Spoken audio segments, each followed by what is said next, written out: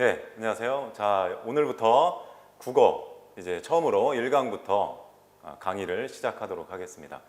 그러면 국어 처음 1강을 시작하기에 앞서서 먼저 우리가 앞으로 좀 긴 시간이에요. 국어를 좀 많이 해야 되는데 그 과정, 커리큘럼에 대해서 먼저 여러분들께 좀 설명을 좀 드리고 앞으로 어떤 식으로 또 어떤 것부터 순서대로 이렇게 강의를 진행하게 될지 지금부터 좀 설명을 간단하게 좀 드리고 강의를 이어가도록 할게요. 자, 먼저 국어는 뭐 전에도 말씀드렸지만 이 크게 범위를 보자면 6가지로 구분을 할 수 있어요. 첫 번째 어휘, 그 다음에 어문 규정, 그 다음에 비문학, 그 다음에 문학, 그리고 한자, 그 다음에 문법이에요. 이렇게 이제 구분을 할 수가 있는데, 일반적으로 이제 공무원 같은 이제 공무원 국어에서는 이 중에 6가지 중에서 비중을 많이 차지하는 게 어떤 영역이냐면 바로 이 마지막에 있는 문법 영역이 사실은 공무원에서는 비중을 많이 차지하는 편이에요. 그래서 한 20에서 30% 정도, 또 서울시 같은 경우에는 더 큰 비중을 차지하기 때문에 문법 강의가 사실 중요합니다. 그래서 그런 수업을 할 때는 당연히 가장 중요한 걸 많이 하게 되고 강조하게 돼 있어요. 그래서 문법 수업을 먼저 이제 시작을 하게 되는데 군무원 국어는 좀 다릅니다. 왜냐하면 문법에서 문제가 많이 나오지 않기 때문에 문법 어떤 그 중요도가 공무원보다는 떨어지는 게 사실이에요. 그런데도 불구하고 학생들이 그걸 잘 몰라가지고 수험생들이 군무원을 준비하는 분들이 이 문법부터 시작하다 보니까 이전에 중고등학교 때나 뭐 대학 때 국어의 어떤 문법에 대한 이론을 잘 캐치하거나 암기하지 못한 분들은 이 문법을 처음부터 진행하게 되면 굉장히 어려워하게 돼요. 왜냐하면 내가 알지 못하는 내용들이 너무 많으니까. 사실 우리가 다 한국 사람이잖아요. 그죠? 한국 사람인데도 불구하고 문법에 약한 거예요, 사실은. 영어는 뭐 토익, 토플 뭐 이런 걸 준비하면서 문법에 어느 정도 익숙하고 좀 많이 했지만 국어 문법은 사실 우리가 시험에서 특별히 수능에서도 뭐 2문제밖에 안 나오기 때문에 우리가 많이 다루진 않았단 말이죠. 그래서 학생들이 문법이 굉장히 취약하고 약해요. 근데 저게 문법 강의가 적게는 석 달, 더 많이도 해야 되죠. 왜냐하면 적어도 2번, 3번은 읽고 듣고 본인이 공부를 해야 어느 정도 취득이, 캐치가 되는 과목 그런 영역이다 보니까 문법이 굉장히 어렵죠. 그래서 처음부터 문법을 하게 되면 뭐랄까 국어에 대한 흥미가 떨어질 수밖에 없어요. 성적은 안 나오고 외워야 되는 건 많고 이해해야 되는 것도 너무 많고 처음 들어보는 용어들이 너무 많은 거예요. 비통사적, 합성어, 안긴 문장, 이어진 문장, 도대체 뭔 말인지를 모르는 거예요. 한국 사람인데도 불구하고 한국말인데 그런 부분에 대해서 이해가 부족하고 좀 너무 어렵다 보니까 일상생활에서 접해 본 적이 많이 없는 영역이다 보니까 문법을 처음부터 많이 진행하게 되면 학생들이 흥미가 떨어지는 게 사실이에요. 근데 군무원 국어는 문법 문제가 이전부터 많이 나오지를 않았습니다. 그래서 군무원 국어는 어떤 게 중요하냐? 바로 여기에 있는 어문 규정 파트가 군무원 국어에서는 가장 중요한 부분입니다. 그래서 이 부분을 저는 강조하고 싶고 그리고 이 부분을 좀 더 많이 다루어서 여러분들이 고득점을 맞을 수 있도록 이렇게 좀 도와드리고 싶어요. 그래서 저는 커리큘럼 군무원 국어는 문법부터 하는 거는 좀 아니다라는 생각을 갖고 있어요. 그래서 저는 이렇게 순서를 나가려고 하고 있습니다. 그래서 맨 처음에는 어휘부터 1순위를 두고요. 왜냐면 어휘 부분은 뭐 많이 나와야 1문제, 2문제 정도 나왔는데 이 내용이 그렇게 어렵지가 않습니다. 어떤 내용들이냐면 순우리말, 고유어라고 하는 순우리말, 그리고 관용어. 여러분들이 관용어라고 하면 또 용어도 좀 낯설게 좀 느껴지시는 분들도 있을 텐데 관용어라는 건 무슨 말이냐면 우리가 그런 말 하잖아요. 김칫국을 마시다. 또는 시험에서 떨어지면 미역국을 먹었다. 이런 표현을 쓰고 또 내가 어떤 거에 붙잡혀 가지고 이러지도 저러지도 못하는 상황일 때 뭐라고 해요? 발목을 잡혔다. 또는 발이 묶였다. 이런 표현도 쓰고 뭐 오금이 저리다, 뭐 가슴이 미어지다 이런 표현 쓰잖아요. 그게 바로 뭐예요? 관용 표현이에요. 그게 관용어거든요. 그리고 또 어휘에 해당하는 게 우리에게 좀 어느 정도는 익숙한 속담이 또 어휘에 들어가는 내용이거든요. 그러니까 뭐 그렇게 어려운 내용이 아니에요. 좀 익숙하고 우리가 일상생활에서도 많이 접했기 때문에 시험 문제는 그러나 많이 나오진 않았지만 이걸 먼저 해결을 하고 해소를 하고 그 다음에 이제 가장 중요한 군무원 시험에서는 제일 중요한 이 어문 규정 파트를 2순위로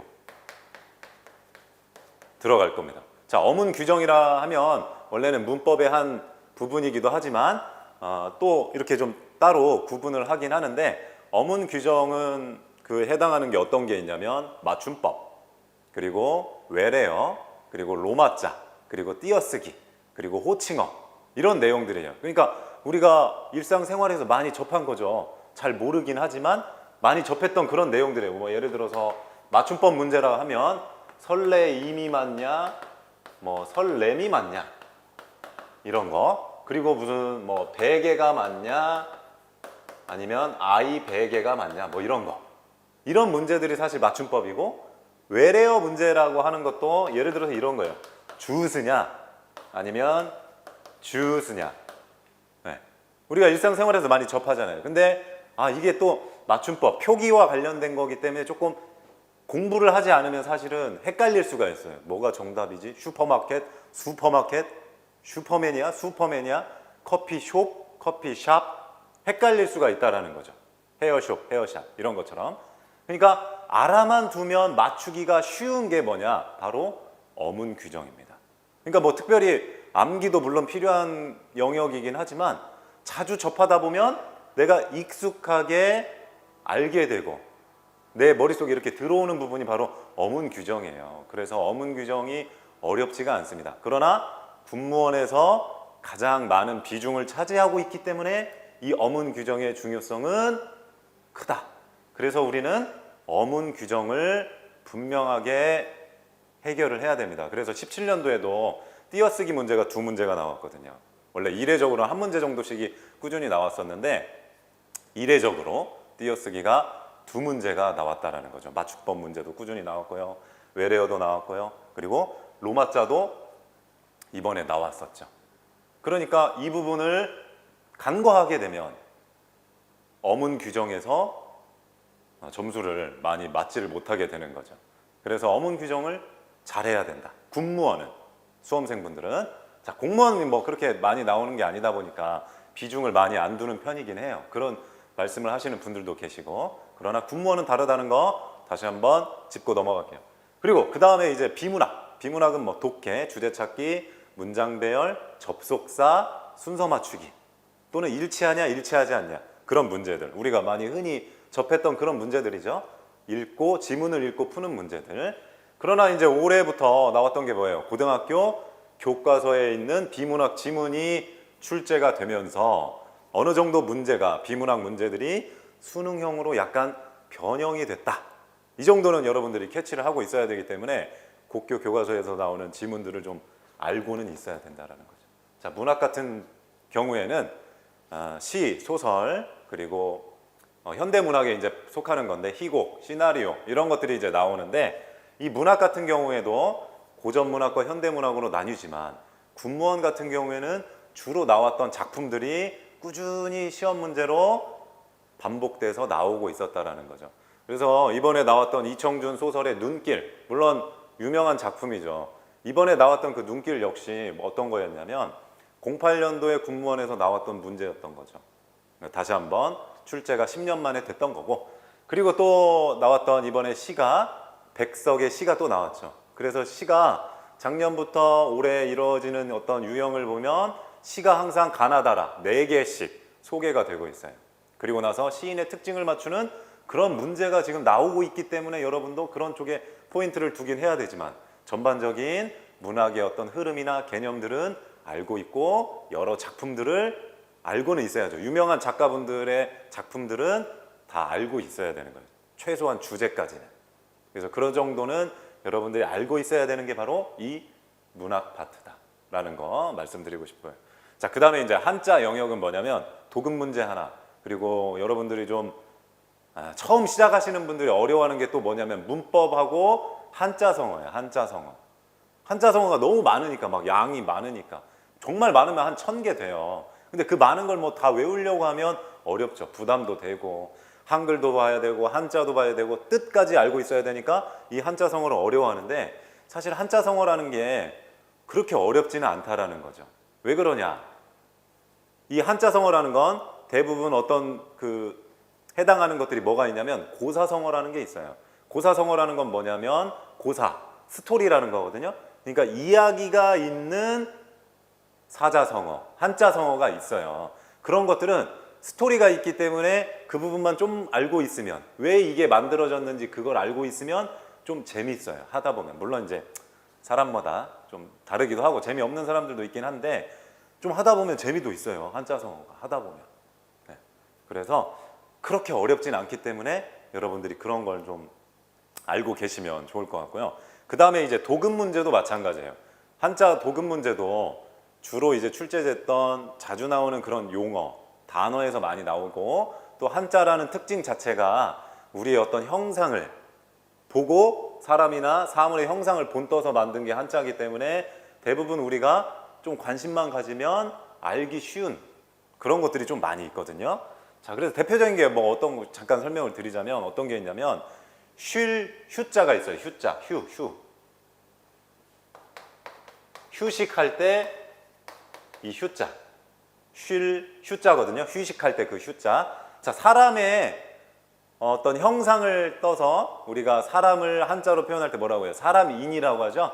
우리가 중고등학교 때 항상 뭐 한자 뭐 가르쳐 주셨던 뭐 선생님도 계시면 그런 분들이 꼭 하시는 말씀들이 뭐라고, 이걸 어떻게 따왔다? 사람 두 명이 등을 서로 맞대고 있는, 그래서 사람은 서로 의지하면서 살아야 되는 존재다 하면서 이제 사람인이다 이렇게 이제 표현을 하고 있는데, 자, 휴식.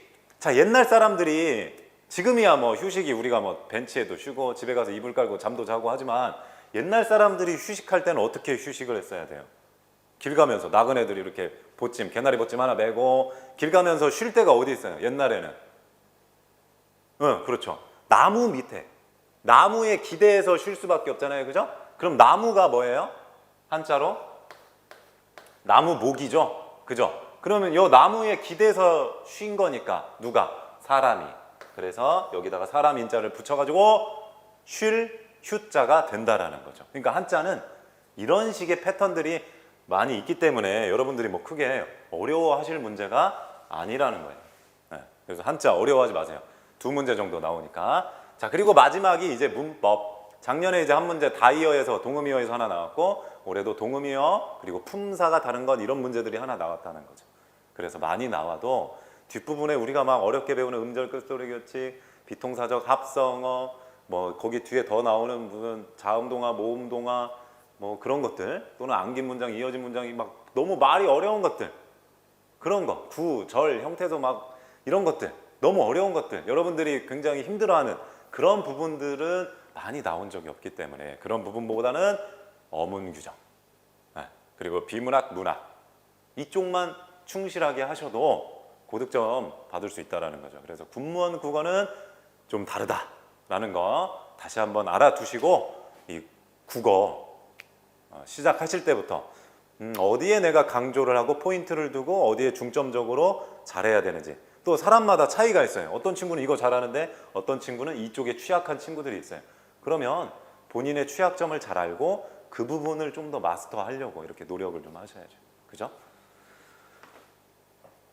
자, 그래서 이 부분을 좀 여러분들이 생각을 해주시면 좋을 것 같고요. 그리고 다시 한번 말씀을 드리지만 이 공부라는 건 지름길이 없어요. 그냥 노력. 제가 자주 말씀드리는 거지만, 그러니까 여러분들이 이걸 잘 생각하셔야 돼요. 노력하려면 뭐가 있어요? 그냥 노력이 그냥 힘을 다하면 돼요?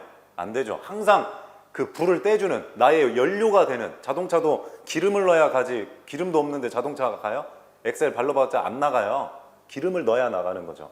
그러면 이 노력을 뒷받침해주는 연료가 있어야 돼요. 내가 항상 쉬지 않고 게으르지 않고 항상 나의 목표, 내가 도달해야 되는 이 최종 목적지에 가기 위해서는 노력이 필요한데 그걸 계속 뒷받침해 줄 수 있는 연료가 필요하다는 거죠. 그 연료는 뭐냐? 바로 열정. 그리고 다른 말로 하면 열망이에요. 열망. 간절함. 그런 거. 이게 연료가 돼가지고 계속 노력을 뒷받침해 줘야 내가 힘든 역경이 있어도 어떻게 합니까? 마침내 고지에 올라가서 최종 목표, 이 깃발을 뽑을 수가 있다라는 거죠. 그러니까 사람의 어떤 인생에 있어서는 이런 등산과 같은 시련이, 고난이, 힘듦이, 어려움이 안 쫓아올 수가 없어요. 그러나 많은 사람들이 이야기하잖아요. 시련 뒤에 뭐가 있다? 성공이 있다.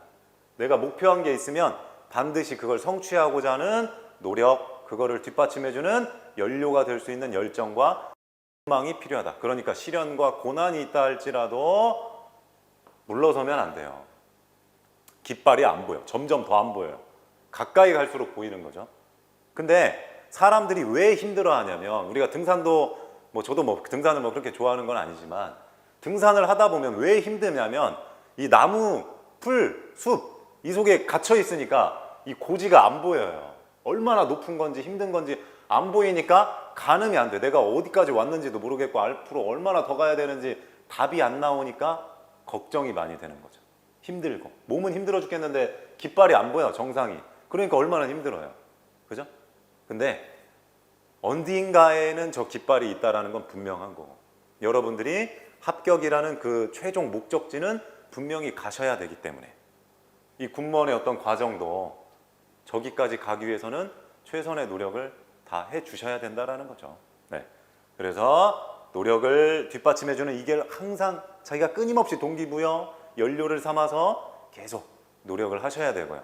이렇게 한다면 도대체 어떤 결과를 낳게 되냐? 바로 이게 있어요. 이게 뭐냐면 자리예요, 자리. 자, 노력에 따라 사람이 앉게 되는 자리가 어떻게 되냐? 달라집니다.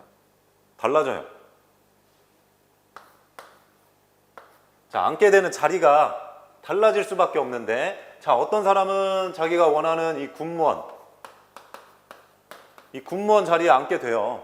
내가 정말 열심히 했으니까 난 진짜 이 목표, 이 깃발, 군무원이라는 깃발을 뽑기 위해서 노력을 많이 했고 열정과 열망을 들였으니까 군무원이라는 자리를 앉게 되지만 노력도 안 하고 열정도 없고 열망도 없는 분들은 군무원이 아닌 다른 어떤 자리에는 앉게 되겠죠. 그죠?